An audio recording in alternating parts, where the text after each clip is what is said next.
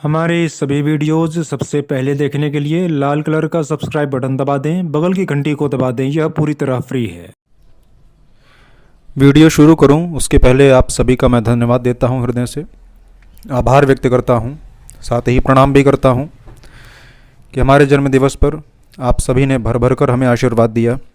WhatsApp हो, चाहे messenger हो, चाहे फ़ोन कॉल्स के माध्यम से हो, आपने कोई कसर अपने तरफ से नहीं छोड़ी। जितना भी आप सभी ने आशीर्वाद दिया उन सब के लिए मैं कृतज्ञ हूँ। आशीर्वाद के बल पे ही हम चल भी रहे हैं और आशीर्वाद की इच्छा भी हम रखते हैं और आशीर्वाद की आकांक्षा भी रखते हैं। जिन्होंने भी शुभकामनाएं दी उन सबके श्री चरणों में मेरा प्रणाम है। मैं सच में बहुत भावुक हृदय का व्यक्ति हूँ, सो आप सबका इतना प्रेम देखकर हृदय भाव से भर जाता है। टाइटल आप लोगों ने देख ही लिया होगा, जन्मदिन हमारा, गिफ्ट आपको। हमारे तरफ से हम आपको गिफ्ट आज दे रहे हैं। काफ़ी दिन से विचार था कि आपको एक रहस्य से वाकिफ़ कराया जाए, लेकिन आज वो समय आ गया है। इस रहस्य से हम पर्दा हटा दे रहे हैं। पहले तो हम बता दें आपको कि हमको तो पता भी नहीं था कि हमारा जन्मदिन आ गया है। हमको बिल्कुल पता स्मरण में ही नहीं था। ये तो 8 जून की रात्रि 12:02, मतलब जैसे ही 9 जून लगा तो हमारी एक यजमाना है, उनका फ़ोन आया तो हमने समझा कोई इमरजेंसी कुछ होगा, तो हमने फ़ोन उठाया। तत्पश्चात उन्होंने जन्मदिन की बधाई दी। तब हमको पता चला अच्छा 9 जून लग गया। तो इतना स्मरण में ही नहीं रहता। जब व्यक्ति को अपना जन्मदिन ही याद ना रहे तो बाकी देना उसको क्या है कंटेंट, वो कैसे याद रखें। तत्पश्चात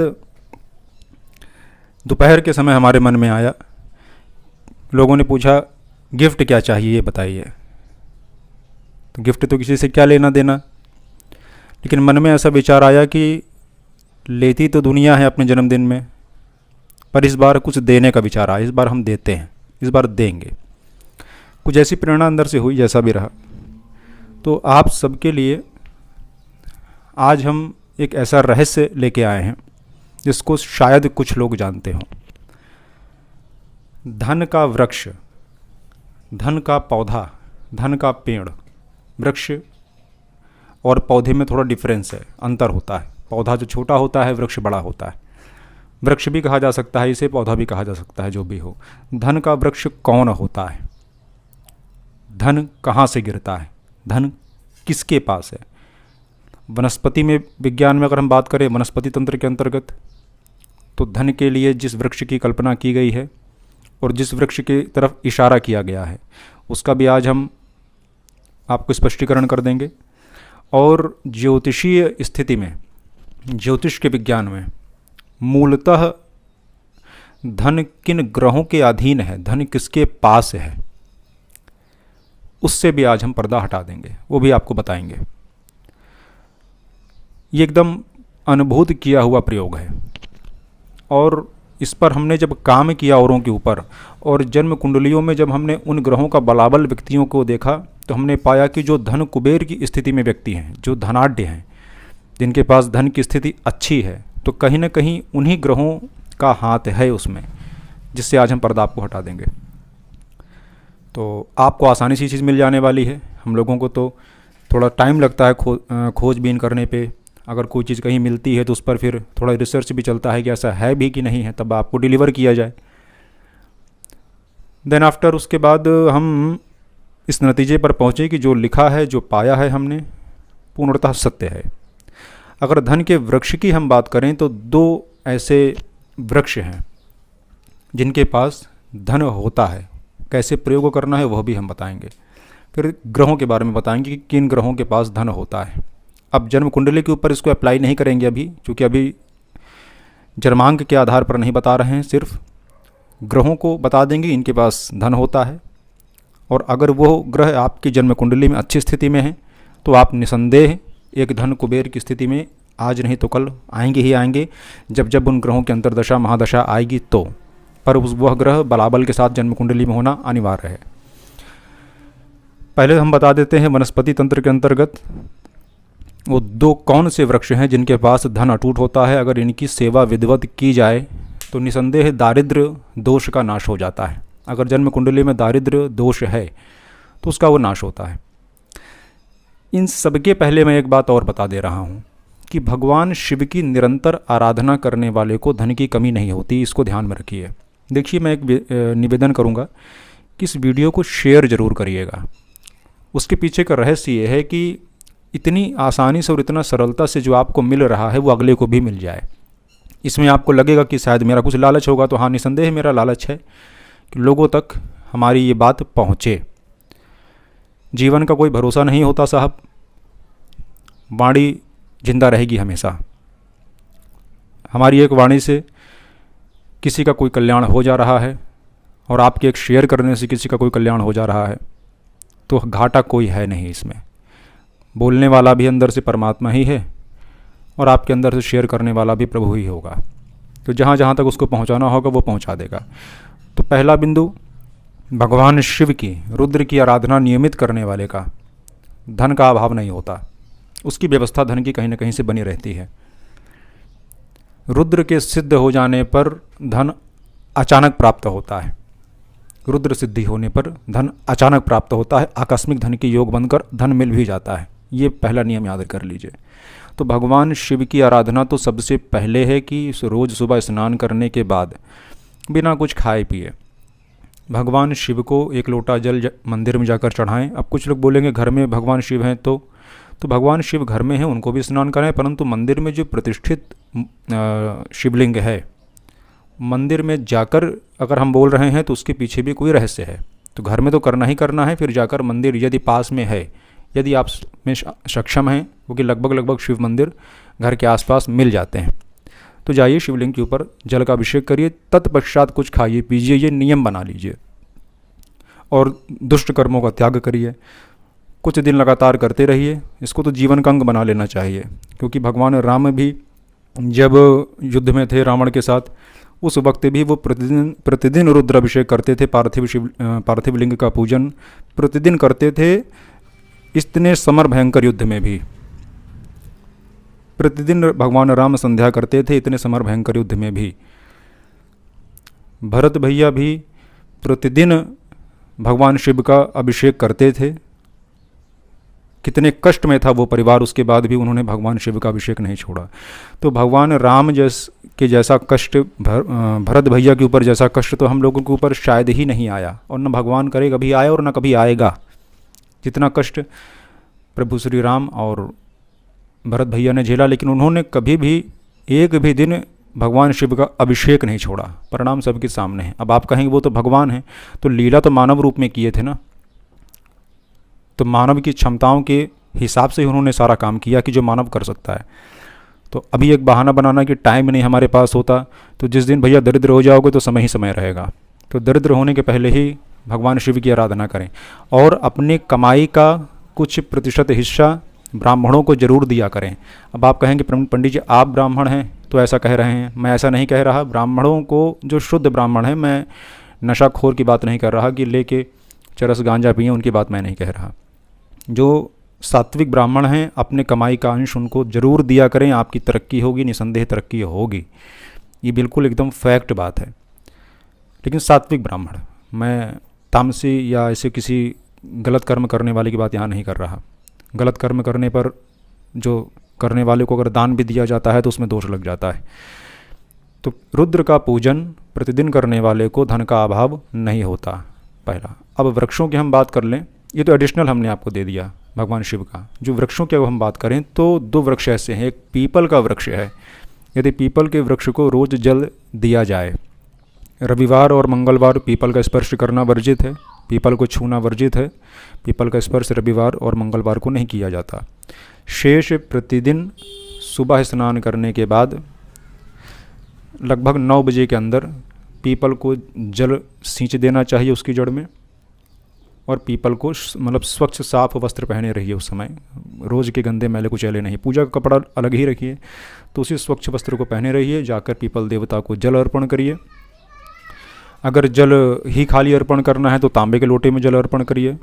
अगर उसमें थोड़ा दूध मिलाना है, थोड़ा चीनी मिलाना है, या चीनी तो नहीं मिलाना चाहिए, थोड़ा दूध, थोड़ा गुड़, थोड़ा काला तिल और जल, इसका अगर मिश्रण तैयार करना है तो स्टील के लोटे में तैयार करिए और पीपल के मूल में चढ़ाइए। संभव हो तो रोज़ चढ़ाइए, नहीं तो खाली जल तो रोज़ ही चढ़ाइए, लेकिन पीपल का स्पर्श रविवार और मंगलवार नहीं करेंगे तो दूर से जल चढ़ाइए, और बाकी दिनों में पीपल को जल चढ़ाइए, उनको गले लगाइए, और उनको जैसे अपने बड़ों का पैर दाबा जाता है वैसे उनका पाँव दाबिए, लेकिन शुद्ध वस्त्र के साथ सुबह 9 बजे के अंदर, उसके बाद नहीं। ऐसा नियम से करिए। पीपल की सेवा कर लेने से सभी प्रकार के दारिद्र्य दोष जीवन से नष्ट हो जाते हैं, और मतलब जीवन के अंतकाल तक धन का अभाव नहीं आता। ऐसा हमने अनुभव में भी पाया है, देखा है। पहला तो हो गया पीपल का वृक्ष, इसको ध्यान में रखिए। जितना पुराना पीपल होगा उतना अच्छा लाभ शीघ्र आएगा। दूसरा है तुलसी का वृक्ष।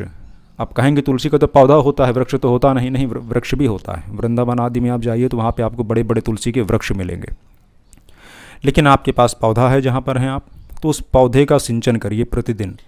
और अगर बहुत ज़्यादा दारिद्र्य दोष है, दरिद्रता बहुत ज़्यादा घेर ली है, तो तुलसी जी के नीचे शालिग्राम रखते हुए प्रतिदिन उनको दुग्ध अभिषेक करिए। थोड़ा दुग्ध अभिषेक, इतना नहीं कि तुलसी जी में चींटी लग जाए। तो तुलसी जी का जड़ और साथ में शालिग्राम जी जो तुलसी जी के नीचे रखे हैं उनको साथ में दुग्ध का अभिषेक करिए, और फिर साफ जल चढ़ा दीजिए। थोड़ा फूल आदि जो आपके पास है, धूप दीप आदि जो भी आपके पास उपलब्ध है चढ़ाइए। दुग्ध अभिषेक जरूर करिए शालिग्राम जी का तुलसी जी के नीचे रख के, और अगर वहीं रखे रहने दीजिए, वहीं प्रतिष्ठित कर दीजिए तो बहुत बेहतर है। लेकिन धूप आदि से अगर बचत हो जाए तो बढ़िया है। तपना, भगवान को तपाना ठीक नहीं है ना, अपनी व्यवस्था के हिसाब से करिएगा। तो यदि शालिग्राम को तुलसी जी के नीचे रखकर प्रतिदिन दुग्ध अभिषेक आदि किया जाए, थोड़ा सा, ज़्यादा नहीं, ताकि जड़ उसकी सूखे ना या गले ना ज़्यादा, और थोड़ा जल, और फिर दूध, जल और धूप दीप आरती आदि जो बन पाए आपका, तो कैसा भी दारिद्र्य दोष है, 7 जन्म की भी दरिद्रता मानी गई है तो कहते हैं वो भी दूर हो जाती है। तो वृक्षों की अगर हम बात करें तो पीपल का वृक्ष हो गया और तुलसी जी हो गई।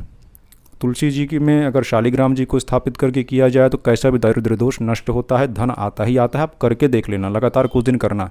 शर्त बस इतनी है, जो भी मैं बता रहा हूँ वो करने के बाद आपको अपने कुकर्म नीच कर्मों को छोड़ना होगा। उसके बाद आपको इसका इफेक्ट 110% मिलेगा ही मिलेगा। आप आश्वस्त रहिए इस बात से, बिल्कुल पक्का बात।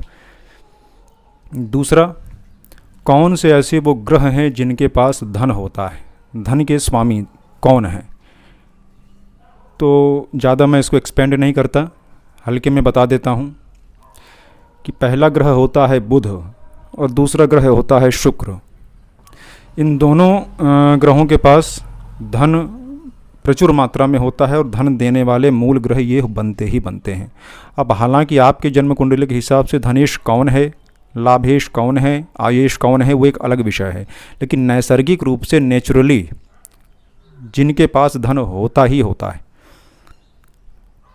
वो हैं बुध।